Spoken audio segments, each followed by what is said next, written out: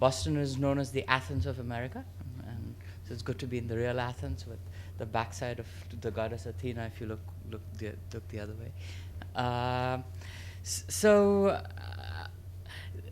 the title of my talk changed a bit because the title of my book changed. So, but it's the same idea. And so what I'm going to do today is. So if you go into Amazon, you can see these things, and it says you can click, and it says "Look Inside." So I'm going to give you a little bit of a look inside the book, which is literally just published. There's a copy sitting outside. I got it day before yesterday, before I left. So I feel like I have given birth finally, without the pleasure that comes right at the beginning. But that's a different story. So this is this is a very American talk, in the sense that my perspective is almost entirely an American perspective. It may or may not apply to systems outside the United States. I do not feel qualified to offer an opinion about the degree to which it applies. But it is something that it is a malaise of a financial system that has had worldwide implications. So whether or not the problems that I discuss exist in your home countries, it is certainly something that has affected people all over the world. It's a talk about finance in some sense. So you may wonder, we're here for a conference of entrepreneurship and innovation. Why is he talking about finance? I mean, we can hardly ignore it. You can do what you want in terms of promoting innovation per se. If the world is collapsing around you because of a rotten financial system, stand up and pay attention. And the other reason, I think, is that we have ceded for too long expertise and policy making to people who are specialists in finance and economics, and sort of let them do what as they wished, and said this is too complicated for us to understand.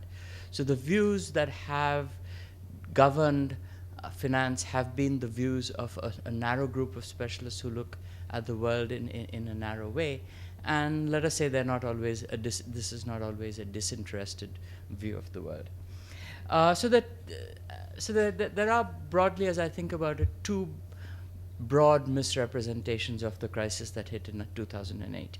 One is the excessively broad view. It's possibly more popular in continental Europe than it is in the United States. Sort of Sarkozy would be an exponent of this view. And the view is that the entire system of capitalism is broken. And this crisis shows that everything is wrong, and we therefore have to tear it down and build it afresh. The other view, which comes from scholars of economics or practitioners of finance or regulators at Basel and so forth, is what I think of as too narrow a view of the crisis. And that view is that the financial system, all the developments that have taken place over the last 30 or 40 years are fine, but it's just that the regulators fell behind. So all we need to do is to modernize regulations. My thesis is that both things are wrong. That the real capitalist economy, that part of the economy which does not directly pertain to finance, is sound, it is fine. It has delivered unprecedented rates of economic growth and prosperity compared to any other system that we have known. It's an inclusive game. I'll get to that in a minute. But the financial system is very severely flawed. So tinkering at the edges won't do it. It undermines the real economy, and it is inherently unstable as well. I will also argue that the defects of the financial system are not something that have emerged in just the last 4 or 5 years. It's not Bernanke made a mistake, or the subprime mortgages were invented in 2003. I argue that these defects of the financial system are of very long standing. They derive from financial theory, the theories of finance which have been emerging again since about the 1950s, and they derive from misregulation in the United States. And I use the word misregulation with emphasis. It is neither overregulation nor underregulation. It is misregulation. I will get that. So if I try to summarize the entire the core argument of the book in a single slide, this would be it. So I would argue that a venturesome, innovative, dynamic real economy is primarily organized through around decentralized judgment taken by individual autonomous firms and entrepreneurs. And this individualized judgment is coordinated not just by prices, but it is also coordinated by dialogue and relationships. And it is also necessarily tied to real responsibility. And I argue that a good financial system would have the same characteristics, but in fact what we have is a highly centralized, concentrated financial system that we have replaced in finance judgment based on case-by-case analysis of specific circumstances with mechanistic parsimonious models based on statistics, that we have almost eliminated communication between financier and recipients of finance, and we have no responsibility for bad outcomes. So this is kind of the principal thesis. So with that, let me tell you about the three things that I'm going to talk to. The first, and what I'm going to spend most of my time talking about, is how modern finance undermines dynamism of the real economy. For that, I have to first discuss some key features of what an innovative economy is about. And then I will draw from these key features what a good financial system ought to look like. And then I will argue that we do not have a good financial system, that we indeed have a dangerous divergence between what a good financial system ought to be and what the real economy is. I will very briefly talk about what has made finance pathological, because that's too long a discussion to have in a brief talk. And then I will offer, since of course people want to know, well, what should we do about it, I will spend a little bit of time offering what I think of as both a radical and retro proposal for finance. So how should one think? I'm not going to offer you a comprehensive view of either capitalism or innovation, but I'm just want to focus on those features which I think are important and for our understanding of the problems of finance. So I think of modern innovation as being a massively multiplayer game. I was at a conference organized by The Economist in April in Silicon Valley, and there was this Silicon Valley guru and a professor at Stanford, and he said, face it, innovation is an elite activity. And I say, yes, that's one way of looking at it, but it is a thoroughly wrong and dangerous way of looking at innovation. Innovation is not or should not be an elite activity undertaken by a few Silicon Valley entrepreneurs. It ought to be and is woven into our society. That widespread prosperity requires widespread productivity improvements. You cannot have an economy organized, say, along the lines of ancient Rome, where you had a few centurions who went and looted other countries and then made the rest of Rome prosperous.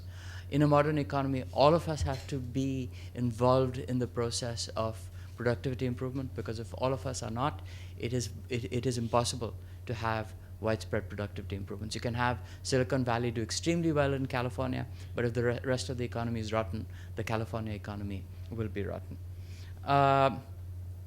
That the development and effective use of innovations, and both these things are equally important. We do not just need to develop innovations, we also need to effectively use them. This requires multi-level, multifaceted advances. It is not just what men and women in white coats do in laboratories. It's everyone. It's the people. It's the knowledge that is developed on the factory floor. It is the knowledge that is developed by the marketing people, and it is crucially the knowledge developed by users as they use this product. And this is a game to which many contribute and many benefit. Let me say that this is not widely understood. I mean, it seems completely trite right at the moment, but this failure to understand that what we have or should have is a massively multiplayer game is something which is not appreciated by policymakers in science and technology.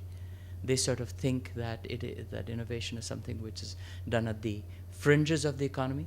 In some sense, the fact that we call ourselves scholars and researchers of innovation and entrepreneurship may be doing society a disservice, because it almost sort of suggests that innovation and entrepreneurship is an activity separate and distinct from what goes on in a modern economy. Whereas I believe that innovation and entrepreneurship is something which is or should be part of day-to-day life, so that we could not really talk about a modern economy or a modern business without having innovation and dynamism as being an absolutely essential part of what goes on. So then the question is, if innovation, how is this organized in a modern society?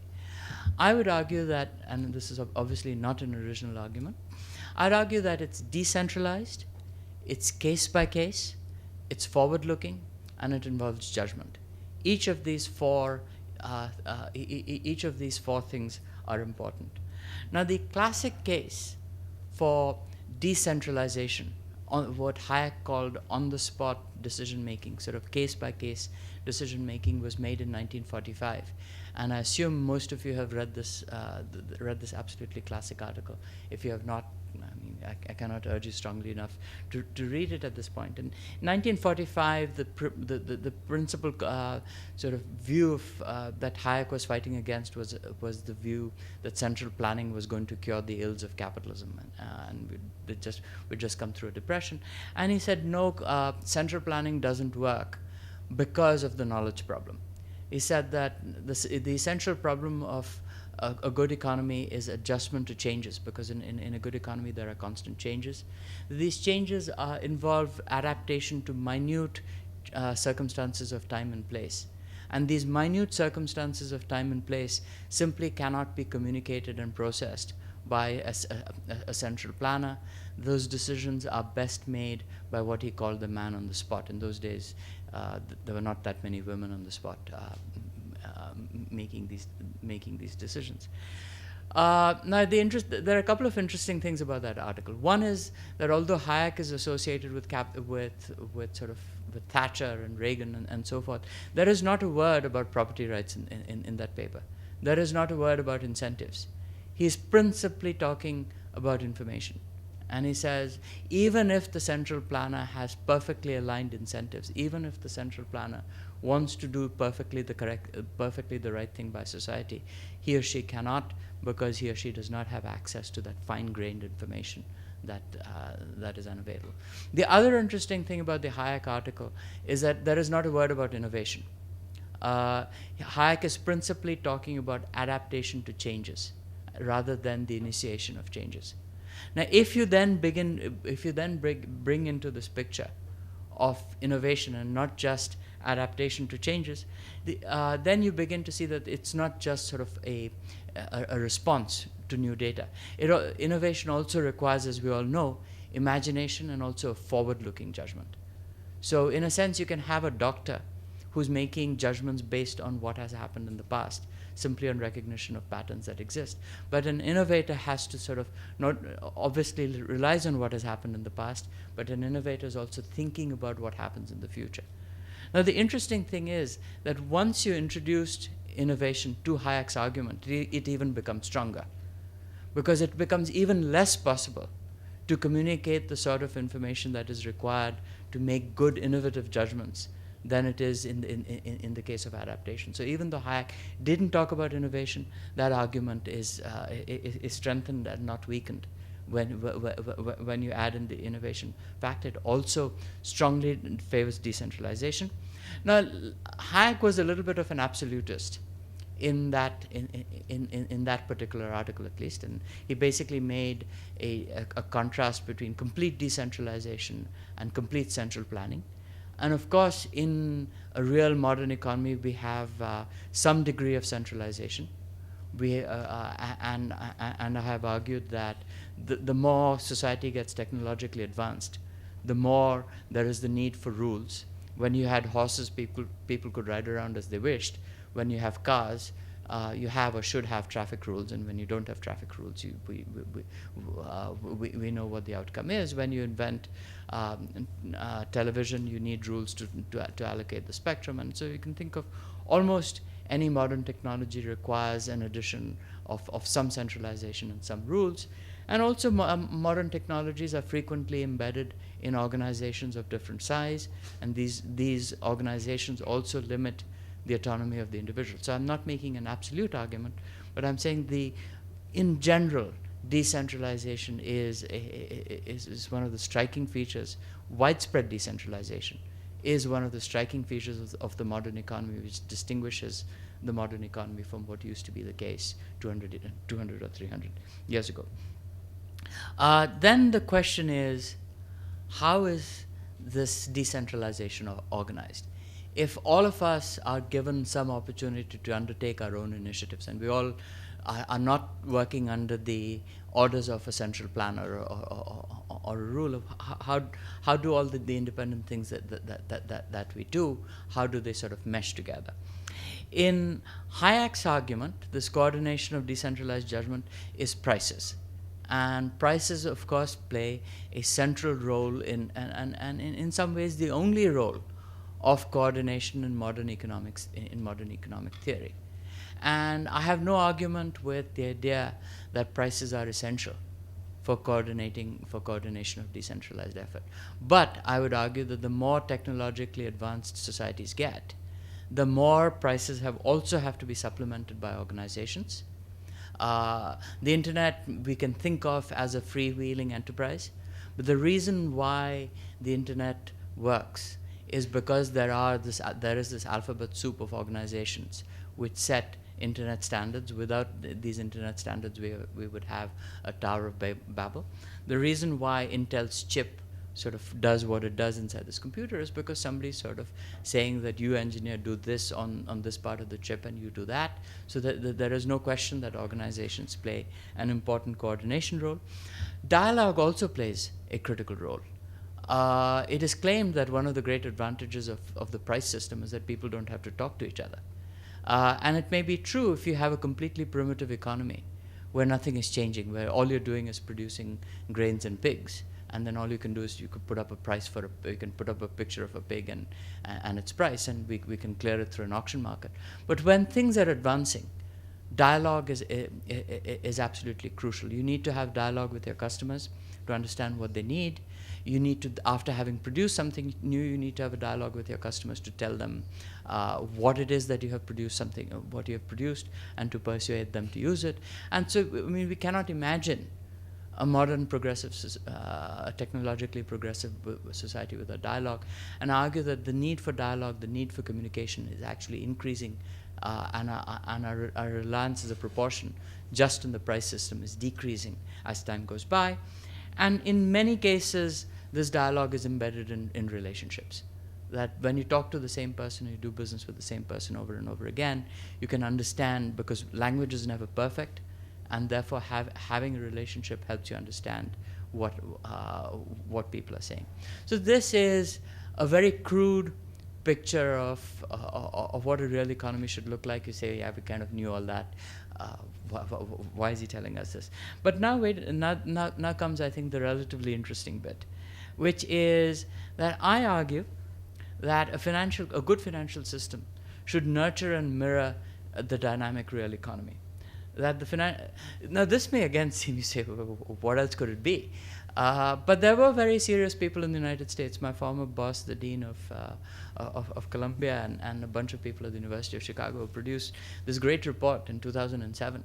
And they said the great strength of the American financial system is that it produces a large number of very high-paying jobs for financiers. Now, perhaps that is the wrong way of looking at things, that perhaps we should not look at the financial system in terms of how many millionaires it makes in Wall Street, but we should look at the financial system of how it actually underpins what goes on in the real economy. And my argument is that if this is what a real economy looks like, it should be precisely mirrored in what a good financial system looks like. And not simply because sort of symmetry is good, but for deep fundamental reasons. So let me talk through each of these reasons one by one.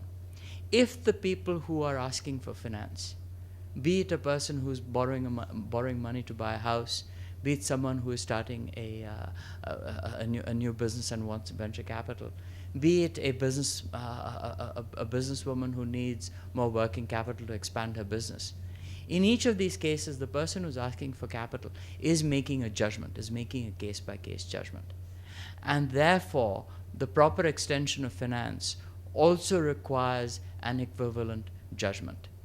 That that if when I buy a house, I'm sort of thinking, is my income stable? Are housing prices in this area okay? Is the big employer down the street going to collapse, and so on and so forth?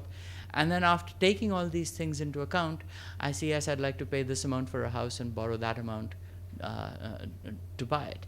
And therefore, a good mortgage loan also ought to be made on the same principle, also ought to be made by understanding what it is, what judgment I'm making in order to apply for this loan, and thereby sort of making a decision not on the basis of a mathematical model with 5 variables, but by playing this Hayekian role of understanding the complete set of facts and the complete set of assumptions that go into my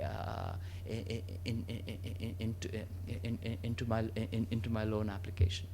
And that good finance also then, since a financier cannot operate as an individual entity, I mean the era of the individual money lender has long passed, so good finance needs to be embedded in good organizations.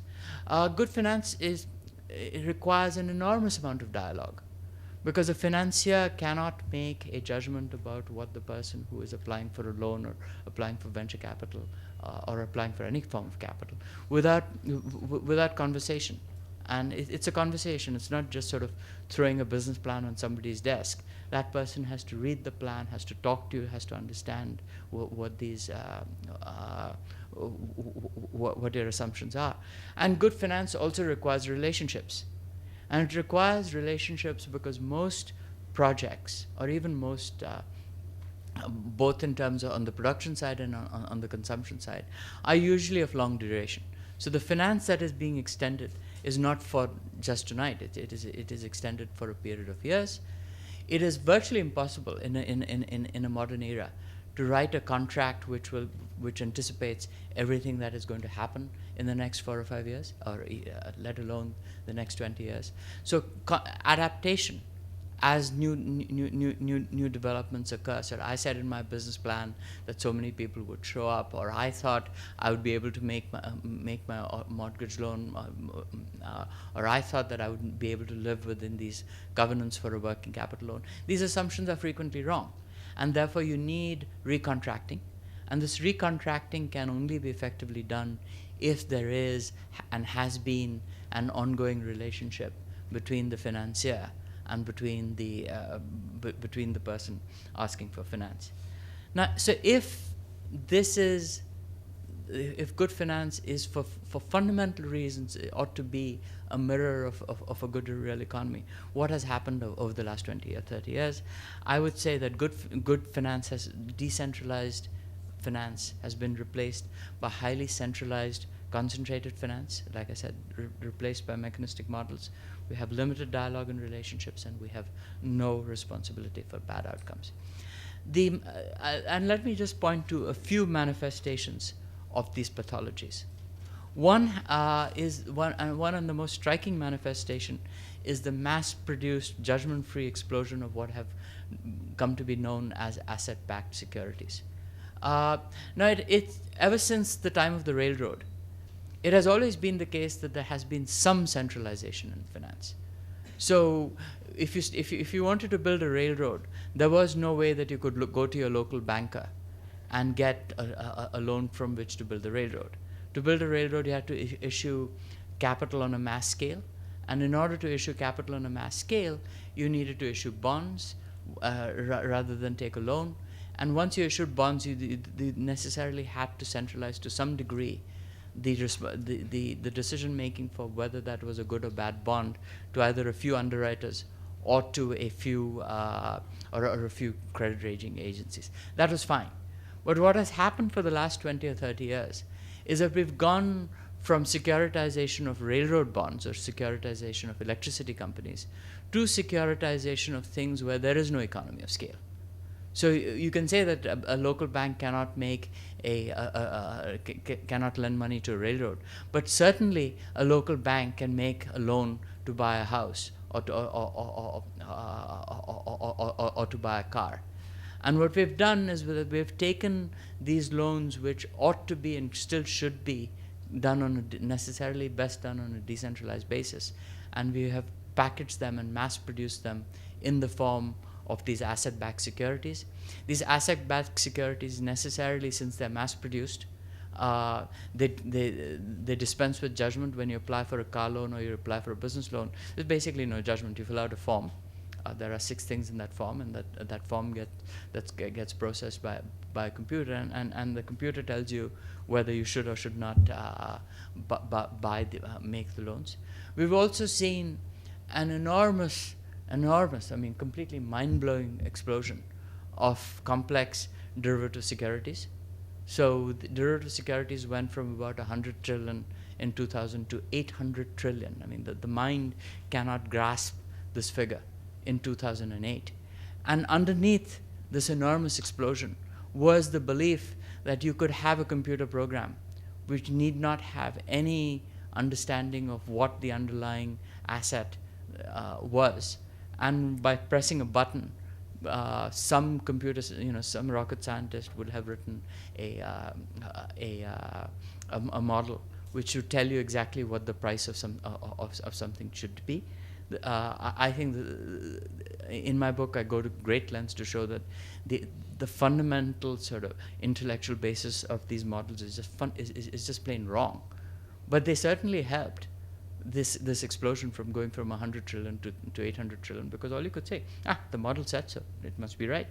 And then we've also had this centralization, as not only have the activities themselves become mass-produced and centralized, the firms in which these things are done have been concentrated in a few mega firms. So there's sort of 95% of the 800 trillion dollar derivatives market is concentrated in 5 large banks, which is kind of a striking number.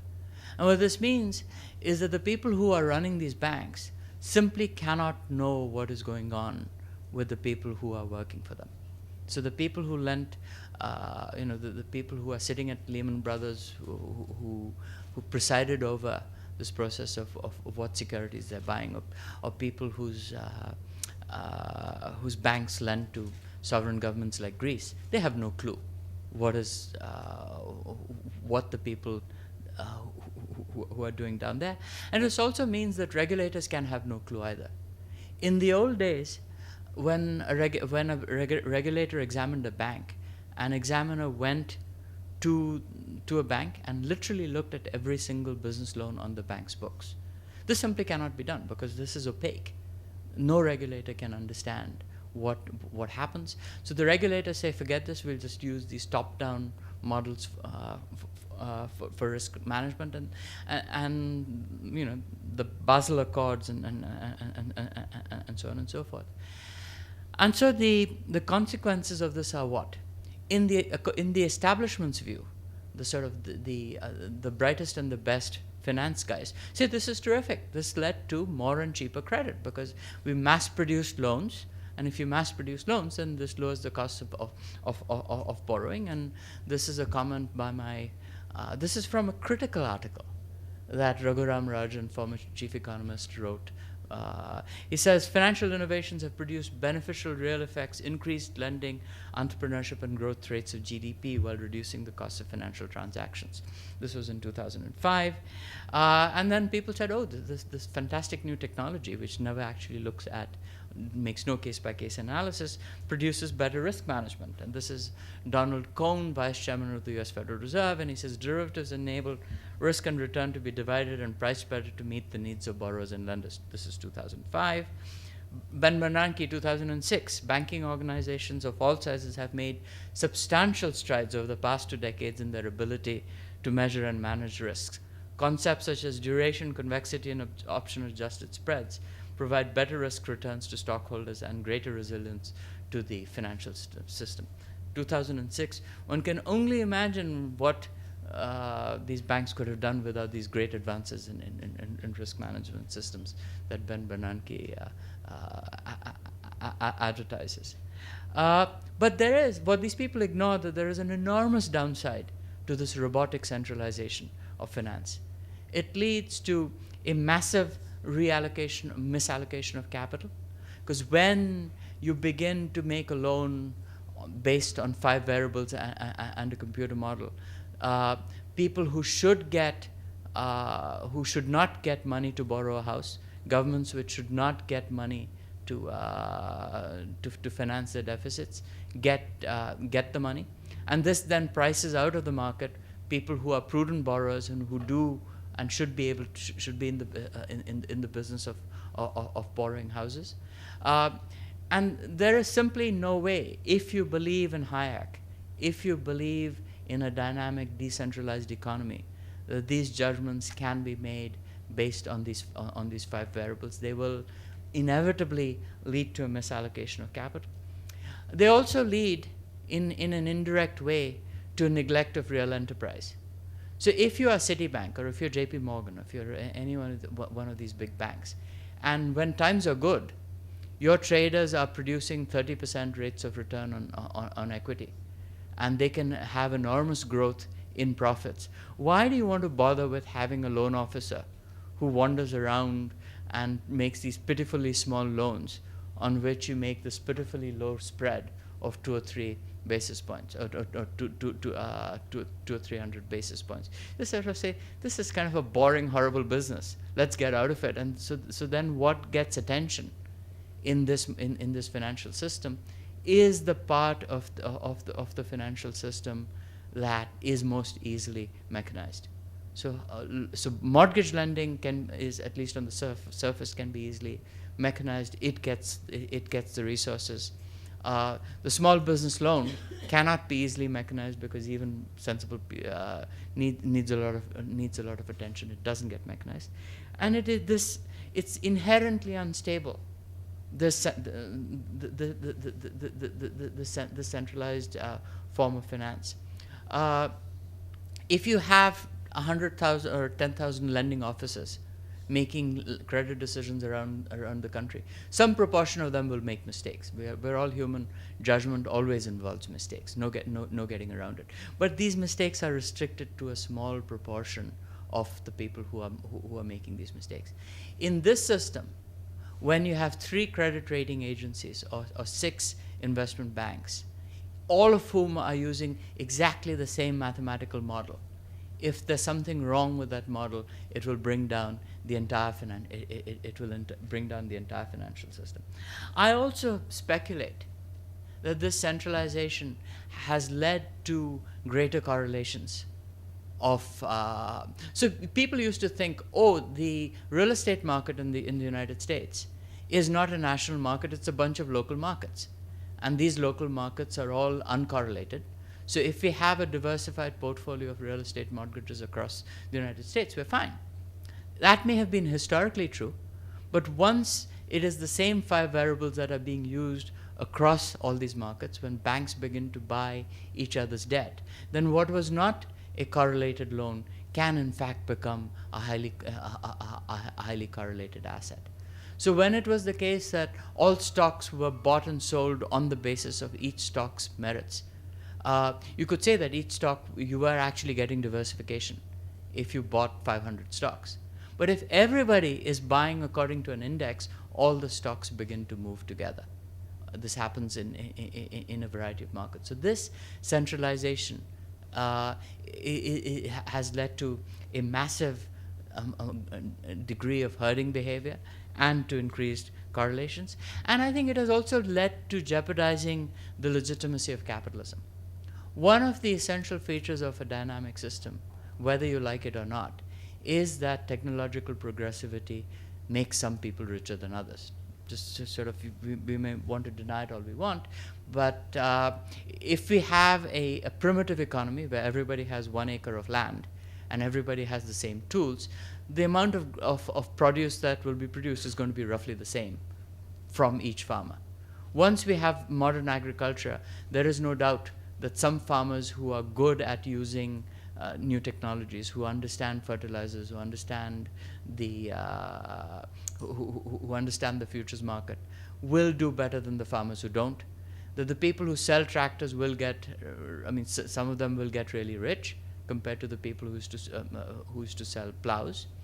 And that's a fact. And the people at Google are wealthy beyond anybody's belief. But this is acceptable in a society as long as we believe that the people who start Google have gotten rich not at our expense, but by creating enormous value for us. That the value that has been created for the users of Google is hundreds of thousands of times of the value that has been earned by the people who create Google. So we say it's fine, it's legitimate. But when these financiers make this enormous amount of money with no obvious return to us, then we say there's something fundamentally wrong. And for the common person, it is simply hard to distinguish between people who made a lot of wealth on the basis of legitimate enterprise and the people who made wealth on the basis of having done nothing. Then you simply say the whole system where people get rich is wrong. And I think that is an awful consequence. Why have we gotten to this? And for that you'll have to go and read and buy my book, but very briefly, since that is the bulk of it. I argue that this has been enabled by our colleagues in finance and economics, that has been enabled by theories which ignore what is an essential fact of modern life, that 99% of the uncertainties that we deal with are unmeasurable and unquantifiable. We make risky decisions every single day, every single moment. You took a risk coming to this talk, and it could be boring and a waste of your time. You did not assess a probability estimate. You could not assess a probability estimate. And so, in fact, the occasions on which you do make decisions based on probability estimates is probably 0.5% of those decisions, of those risky decisions that you are making every day in your lives. These modern theories ignore differences in opinion because they make things mathematically untractable, and they fundamentally ignore the dynamism of an economy. So all these derivative-based models are based on the assumption that tomorrow will be like yesterday, that distributions of risk are stationary, that it's sort of like the human body or like an engineering problem. It is not. And in fact, one of the fundamental aspects of a modern economy is that tomorrow is not like yesterday. Therefore, you cannot and should not use models based on yesterday's data to predict. I mean, you can sort of help, it might help you inform your decision, but you cannot and should not mechanistically use yesterday's data to make decisions about what will happen tomorrow. And it has, like I said, been facilitated by misregulation. That we've had securities laws since 1933 which were tight and which have become progressively tighter, and we have on the other side have had banking rules which were fine in the 1930s and have become progressively looser. So we've gone in exactly the wrong directions in both of these laws, and it's a fairly complicated argument, so I will spare this for you now. So what do we do now? In the establishment's diagnosis, like I said, the idea is simply regulation fell behind. And Obama said in 2008, old institution cannot oversee new practices. So the idea that the new practices are good is just that the old institutions are bad. Ben Bernanke, to this day, denies that there is anything wrong with financial innovation. He says it continues to be a tool for making our financial system more efficient as long as our regulators are somehow miraculously more alert to its mistakes. And Tony Blair, in his latest book, sort of credit default swaps. This is a little misallocation, but then in of themselves, they are a bad thing. And therefore, the insider cure is modernized. The Dodd-Frank Act has 2,300 pages. It is virtually unreadable. It creates this Financial Stability Oversight Council. So the same people who claim that the housing bubble was unrecognizable will somehow, because there will be 10 people from 10 agencies, they will somehow be wiser. We have now decided that the over-the-counter derivatives, which should be thrown into the hands of the SEC and the CFTC. Those 2,300 pages are full of this stuff.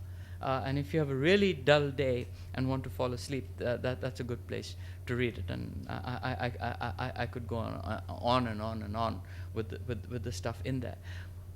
But those of us who are from the outside say sort of this is pointless and futile. First of all, where are all the people who are going to do this? I mean, it's all very well to say that we will now regulate derivatives, we will now regulate. You could barely keep up with Bernie Madoff. You could barely keep up with the stuff that you already had the power to regulate. Where are the tens of thousands of regulators who are going to come from with PhDs who are going to be able to oversee this stuff? And then it is a continuation of this failed top-down approach. So what we've had since 1980 is that we've had, at least in banking, a progressive substitution of loan-by-loan examination with this top-down idea. Till 1980, there were no uniform capital requirements for banks. So each examiner would look at the loan book of a bank and say, given the risk that I see in your loan book, this is the amount of capital that you should have. But starting in 1980, the great wise people, men and women of Basel, said, we can't really do any more loan-by-loan examination anymore. So let's have these top-down rules. We have Tier 1 capital and Tier 2 capital and Tier 3 capital, and we'll have this class of asset and that class of asset. God knows what the risks of each individual item in that class is. And then, of course, we just set up this game. Each bank sort of figures out how to take the riskiest things in that asset class. How do I massage my capital? It hasn't worked, people, and there is no reason to believe that it will work in the future. And then finally, it is simply not worth the effort. We as a society spend a great deal of money regulating traffic police because we think that modern transportation is a good thing. So we spend our tax dollars to have people who inspect our cars, people who make sure we don't speed, etc., because we think that the free flow of traffic is something that is enormously worthwhile from the point of view of society. So if we are requiring, if you're going to spend all this money and effort, even if it could work, which I don't think it will work, to improve the top-down oversight, there's the fundamental question: is it worth it?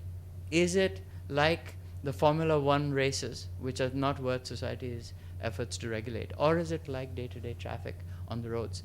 I would argue that it is simply not worth it. I believe what Chairman Paul Volcker says, that the only sensible financial innovation that he can think of in the last 20 years is the automated teller machine. The rest of the stuff is useless or worse than useless. So let me offer you a radically different way compared to Basel, compared to the Dodd-Frank Act, of how we should think about finance I think we need to go back to case-by-case enforcement of broad rules. We need to go back to what we used to have of sort of just as we need financiers on the spot, we need regulators on the spot, not top-down edicts but actual examination. And a good model for this is the common law system of justice in the United States and the UK. It is that there is a system of common law. There are statutory laws passed by Parliament or Congress, but the actual decisions are made by judges looking at actual cases. It is not. It's not a mechanistic model which dispenses justice. It is a model based on looking at the specific facts on the ground. Now, once you have this on-the-spot enforcement, it's incredibly labor-intensive, of course, and therefore, if you want a labor-intensive system, you have to limit what you wish to accomplish.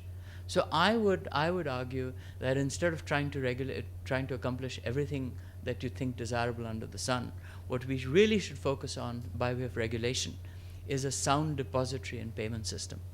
And if we get that done, it will also, as history suggests to us, provide credit within prudent bounds and contain speculative manias. So specifically, what am I proposing? I'm proposing that we focus regulation just on depository institutions, anyone who takes short-term deposits on the public, and we severely circumscribe and regulate them. What we allow them to do are just simple business and individual loans or the most elementary hedging operations. And the standard would be pretty simple, that a bank would not be allowed to do that someone of average intelligence with an accounting degree does not understand. If something falls outside that capacity, the bank is simply forbidden from doing it, and that we should have what is, at least in American and British jurisprudence, we have something called the prudent investor rule. We should have a prudent lender rule, which says that if anything ever gets litigated, the rule would be, is this the kind of loan you would have made if it was your own money? That's kind of the bottom line.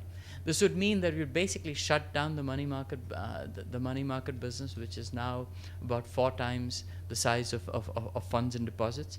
And perhaps the time has come to reassert a full government monopoly over money. That if the notes in my wallet are all, there was a time when notes used to be privately issued. So each bank used to issue its own notes.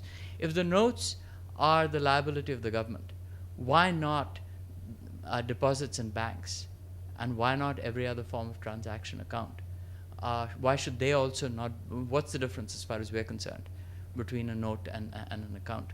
And why not simply make all this the liability of the government as well? But if it did this, then we could sort of wash our hands of regulating everything else. That severe regulation of this narrow aspect of finance would mean that we could let hedge funds and all these other people do what they wanted. We wouldn't have to spend any more resources on additional oversight, but we'd have to make sure that the depository institutions would not lend money to these to these hedge funds, and they would not have any counterparty exposure with respect to these regulatory institutions. So to conclude, let me leave you with this thought that we should focus on just what is broken, that there is a deep-seated pathology of centralized finance that needs to be attacked, that restoring the status quo ante, bringing back securitization, people say, as it existed in 2005 and 2004, is not the answer, that we need to protect and nurture decentralized innovation, the ultimate source of modern prosperity and a good life. And happy to answer any questions.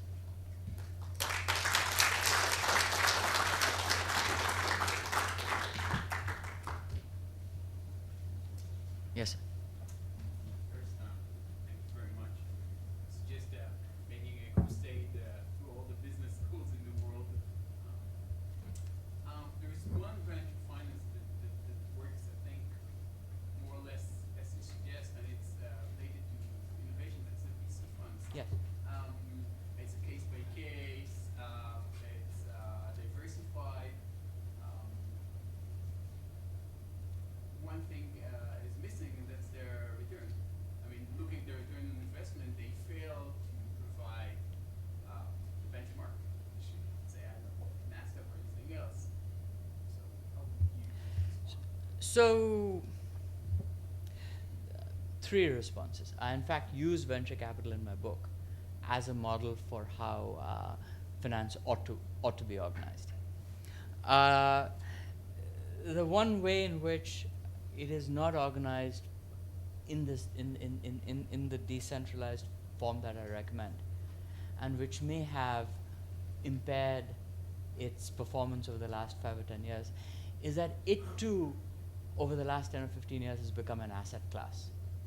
So there are sort of big institutional investors who are blindly sort of saying our 10 or 15% needs to go into this asset class. So it too is being infected by, so there's possibly far too much money in venture capital compared to what there should be.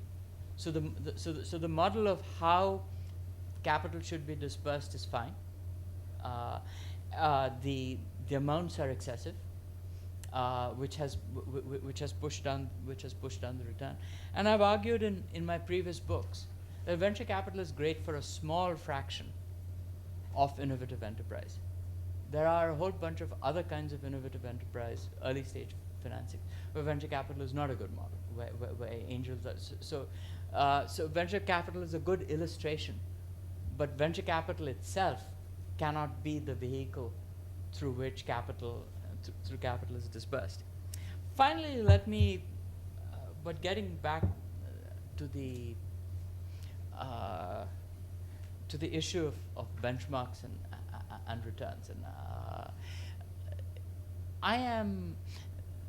There's a view, and I have to be very careful not to be attacking you personally on this, but there's a view which sort of says that a certain asset class or a certain investment is good only if it beats the benchmark.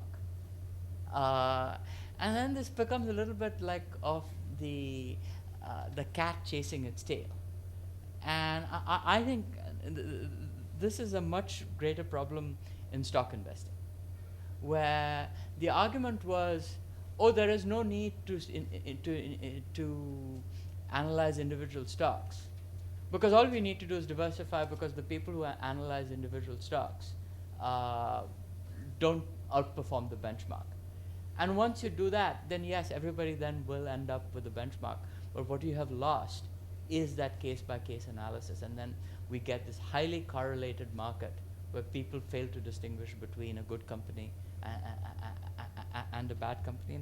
And the analogy that people who attack active investments in stocks, they say, well, it's all like a coin tossing contest. I assume many of you have heard of this analogy of a coin tossing contest, which is that if everybody in the United States tosses coins against each other, and then the winner tosses the coins against the winner and so forth, you will end up with 20 people who on the surface look like fantastic coin tosses. And this is sort of an illustration to show how even quote unquote good performance in stock investment doesn't tell you anything. But I say think of a different game. Think of tennis, professional tennis. So if you simply looked at the results, if you put aside people like Federer and Nadal, you could say whoever wins a particular match or a tournament is simply a matter of coin tossing. On the surface, it looks like luck. But it's a completely idiotic way of looking at it. Because whereas with coin tossing, you'd be an idiot to spend any effort in figuring out whether to call heads or tails. But in professional tennis, if you simply say it's a matter of luck, and you stop practicing, and if you stop putting in an enormous amount of effort in each match, you will be guaranteed to lose.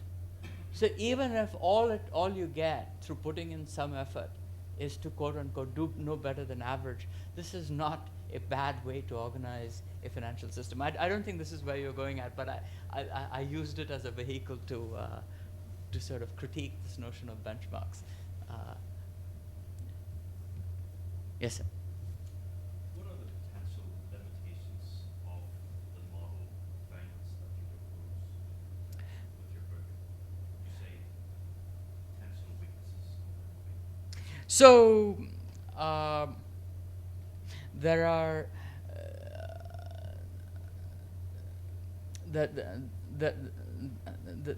there's one profound weakness.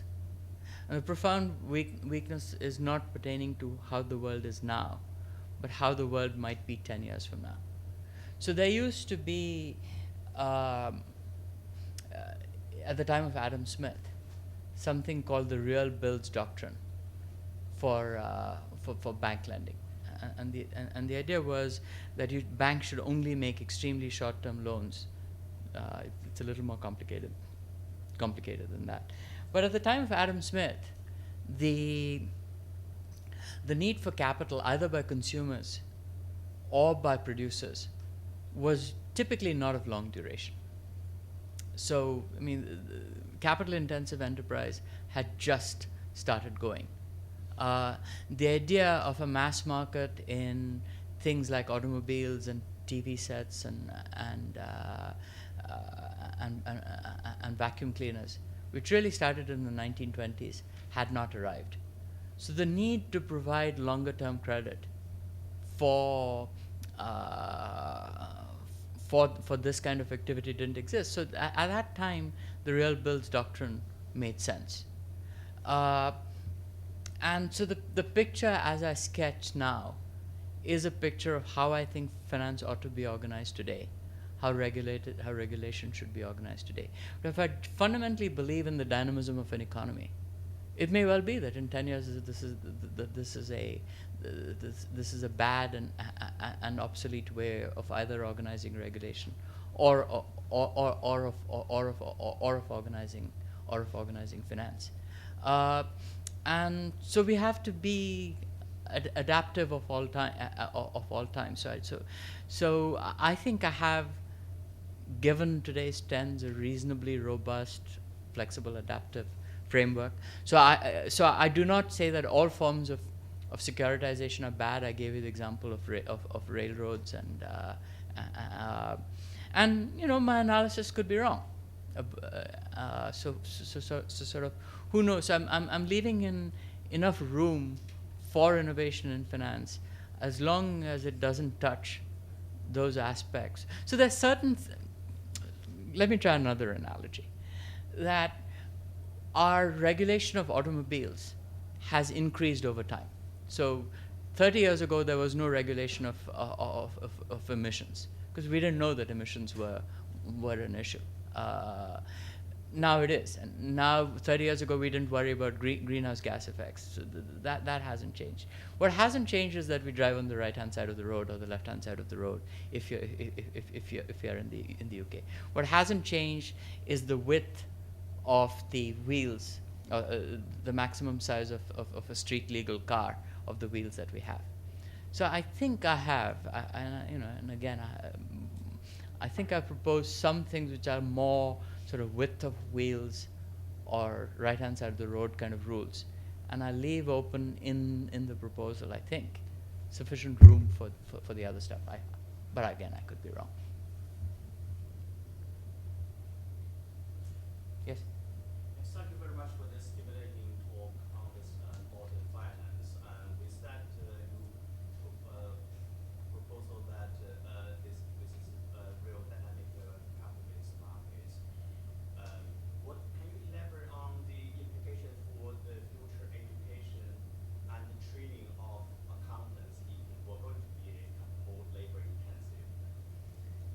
So, I mean, I'm assuming that we can there are two ways of doing it. One is to train accountants in all these modern things, like such as derivatives. That's one direction in which you could go. The other direction you could go is to say that the instruments that existed 30 years ago are perfectly adequate for financing modern enterprise. I mean, it's interesting that venture capital, which finances the most advanced technologies, is still pretty old-fashioned, as you pointed out. I mean, the basic structures is a convertible instrument. There's nothing terribly fancy at all about the actual financing, or there shouldn't be in any case, about the financing structures that go into financing very high-tech companies. So I don't think there is any, in my view of the world, any need to broaden what accountants are taught how to learn, as long as they're taught sort of the basics of accounting fine, and as long as the regulatory system keeps all the rubbish out of the part of the. So if it's a little story from a book. I used to, for my sins in my past life, I used to be a trader on Wall Street. And I had a boss who created the modern interest rate caps and collars market. And he was at Citibank. And Citibank and Salomon Brothers owned this market through the end of the 1980s. So when I was writing this book, it just suddenly struck me. I said, everybody talks about Goldman Sachs now. Why did Goldman Sachs allow Citibank to own this market? So I called him up and I said, Paul, how did you guys do this? And he said, look, Citibank was a publicly traded company. John Reed, the CEO, had no clue what we were doing. And as long as we produced returns every month, he didn't care. Salomon Brothers had also become a publicly traded company. Goldman Sachs was a partnership. And the partners tried to read the contracts underneath these swaps we are doing. They said, we don't understand them, and it is our capital. We are not putting our capital into activities that we do not understand. And so rather than try to expand the quote-unquote understanding of the accountants, let us stop the activities that a normal accountant of average intelligence cannot get. It's I have a guy who manages my money, and he had the accounts custodied with Goldman Sachs again. And he became a little alarmed in 2007. And he sort of started, because Goldman Sachs had custody, he started reading the footnotes. And he said, I'm a pretty smart guy. I've been investing for 30 years. I don't understand what is in Goldman Sachs's book. So he called up Goldman Sachs's CFO and said, what's all this?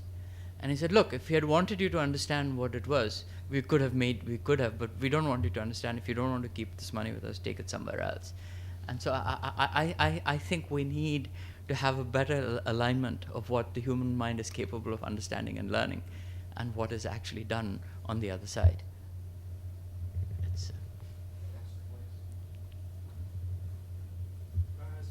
You made some very interesting arguments from my understanding, which is the underlying causes of this recent financial crisis was the mismatch between the decentralized modern economic system and the centralized financial system.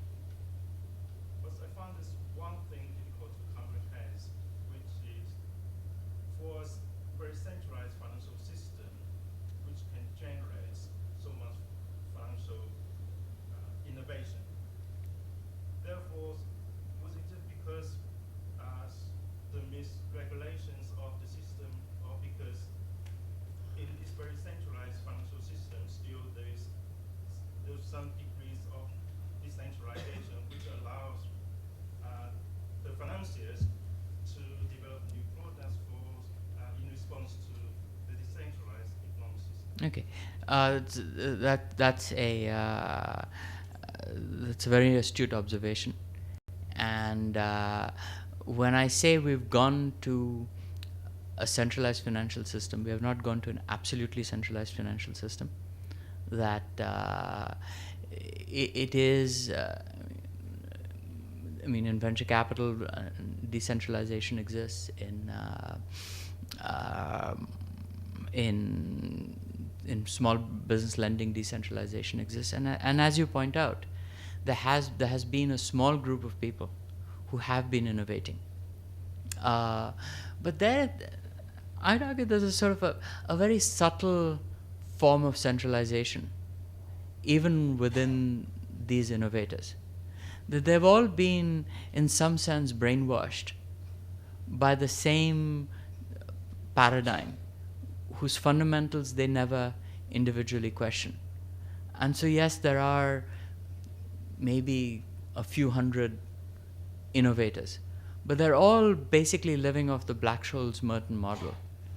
And within the Black-Scholes-Merton, once you buy into that math, you will only do things that math leads you down a particular road, and they all go down the same road. So on the surface, it looks like they're innovating independently, but in fact, their minds have all been channeled in that way. But certainly, there has been, for a relatively small group of people, innovation through the sort of decentralization. So if it were literally the case that there was one human being who was figuring out what financial innovations you'd get, you wouldn't have had this much financial innovation.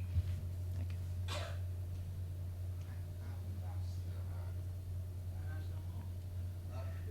you. Would you say your points of view apply to the context of India, China, the new countries?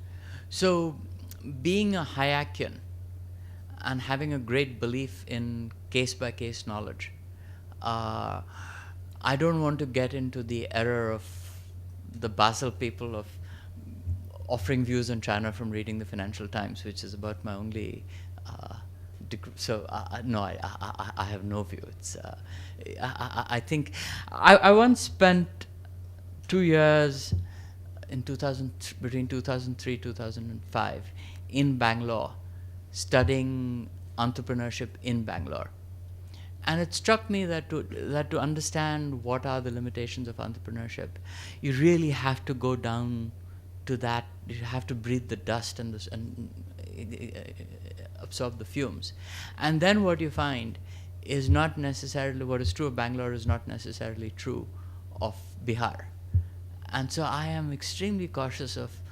I mean, it gives me some nervousness even to say that I have a view of the United States, because already that is reasonably broad. To push beyond that, but there is a point underneath this, which is the idea that we can have a model for financial regulation that will work uniformly across the world without taking into account the local history, the local customs, the local conditions, the local stage of development. It's also something one needs to be reasonably careful about. But if we accept that money goes east, at some point, sooner or later, experts would approve inflation.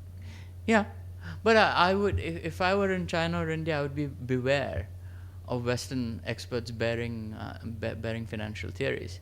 I mean, it's one thing to hear what they say, but what the application has to be done really taking. So one of the unique aspects of the American financial system was that it did not have a central bank till 1913.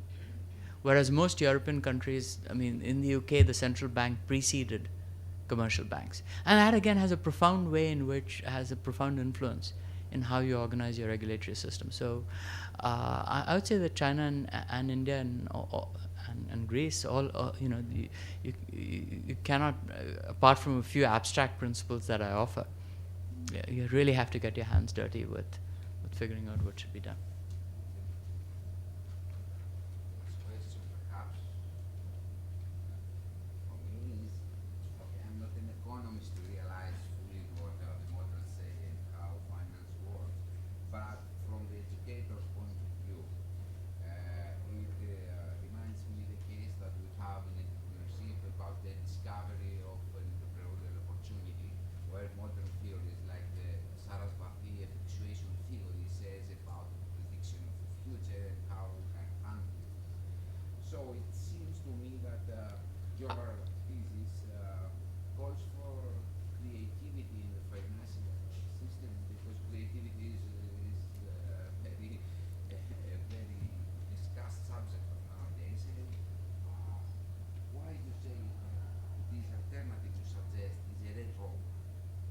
Because it goes back to the form of regulation that you had in the 1930s in the United States.